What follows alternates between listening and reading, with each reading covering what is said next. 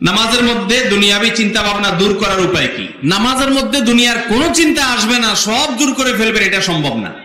কিছু চিন্তা নিজের অজান্তে হলেও চলে আসতে পারে, ইচ্ছাকৃত ওইগুলা নিয়ে চিন্তা ভাবনা করবেন না, জল্পনা কল্পনা করবেন না। চিন্তা আসছে, সাথে সাথে পানা চেয়ে নেবেন, এটা আপনি করতে পারেন।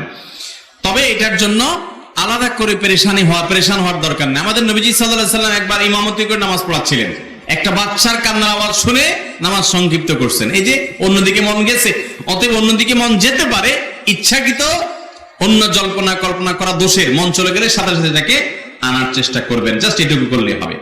স্ত্রী তার স্বামীর বাম পাঁজরের হাড্ডি থেকে তৈরি, এই কথাটা কি সঠিক?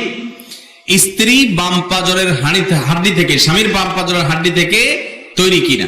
হাদিসে আসছে নবী করিম সাল্লাল্লাহু আলাইহি সাল্লাম বলেছেন, তোমরা তোমাদের স্ত্রীদেরকে সংশোধনের চেষ্টা করবা, কিন্তু খুব বেশি সোজা করতে চাইলে একদম বাঁকা হয়ে যেতে পারে, কারণ তাদেরকে বাম পাঁজরের হাড্ডি থেকে তৈরি করা হয়েছে।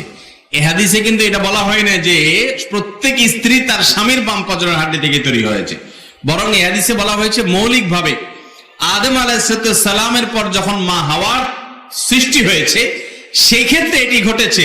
প্রত্যেক নারীকে ইন্ডিভিজুয়ালি তার স্বামীর হাড় থেকে তৈরি করা হয় নাই, কারণ বহু নারী আছে যার স্বামীই নাই, দুনিয়া থেকে চলে গেছে বিয়ে ছাড়া, তাহলে তার সৃষ্টি কোত্থেকে হয়েছে? বুঝেন নাই কথা? তো হাদিসে এটা বলা হয়নি যে প্রত্যেক নারীকে তার স্বামীর হাড় থেকে তৈরি করা হয়েছে, বরং শুরুর ঘটনার কথা ইঙ্গিত করা হয়েছে শুধুমাত্র হাদিসে।